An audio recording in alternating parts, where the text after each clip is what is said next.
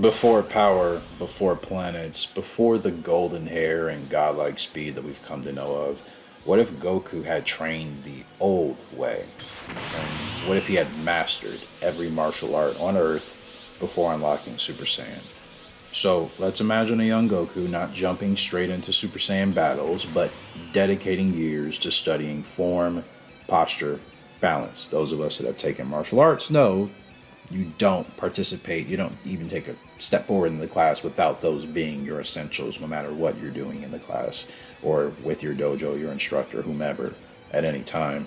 Learning from ancient dojos, monks, tribal warriors, philosophers of motion, that's extremely important. Now, his mind sharpens as his body strengthens, right? Most of us can relate to that. Each style teaching him a new way to move, a new way to think.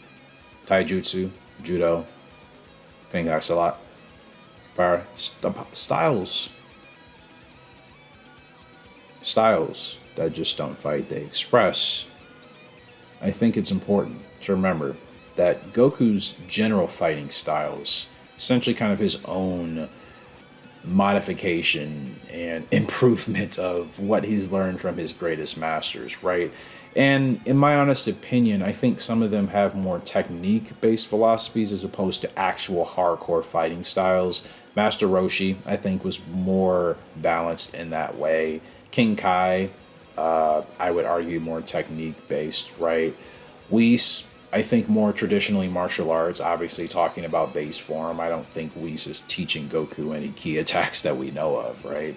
So I think that is really key in understanding. He would be taking on hardcore different martial art philosophies as a whole, and not just a couple of techniques here and there, maybe one general fighting style, and then doing what a Saiyan warrior does best, and that's fight and kick ass. So, Goku's power wouldn't just grow, it would become refined. No wasted motion, no reckless charges. He'd be unpredictable, flowing between styles, turning defense into offense, offense into what I would presume at that point would be graceful art.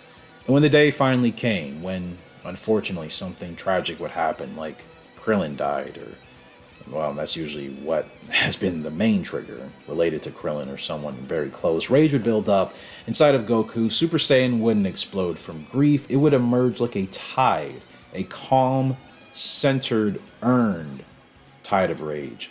Every punch would carry the weight of thousands of years of Earth's fighting spirit, I think. Something to the equivalent of that, because it's usually that type of grief, and he experienced it during the Namek saga, witnessing his friend dying. But again, we're talking about a centered version of that grief, not a rage of, oh, I want to now destroy that whom just, took my friend, and even still, he spared Frieza several times more than he should have, really. So, this version of Goku wouldn't just win battles, he would teach through them. By the time he reaches the gods or god status, he wouldn't be reacting with brute force because he wouldn't need to, right? He'd be responding like a master craftsman, he'd be precise, he'd be timeless, he'd be humble, he'd be grounded. The fight wouldn't be about dominance, it'd be about expression. Power without ego, gentlemen. Strength without noise. He wouldn't just be a Saiyan warrior, okay? Key in on this. He'd be Earth's martial soul in motion.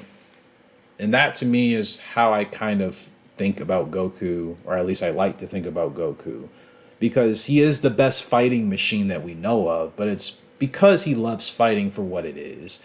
And of course, there's good and bad that's come with that in his character. So that's why I think the more focused approach to that, the more grounded and humble approach to that is truly, and I mean truly, the benefit of him having all of those different martial arts techniques rolled into what would presumably be his own eventual fighting style. Goku, for what we know, does not have a distinct across known to everyone, I should say, nominally fighting style. He doesn't. He just, everyone knows he's the best. He's strong. He's quick.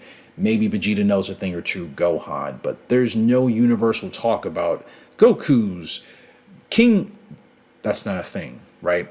Him having all these different martial arts and their styles, that would, I think, allow him to develop his own. And that's dangerous and fun to think about. Let me know your thoughts. Stay strong, stay resilient. I'm there with you all the way, brother.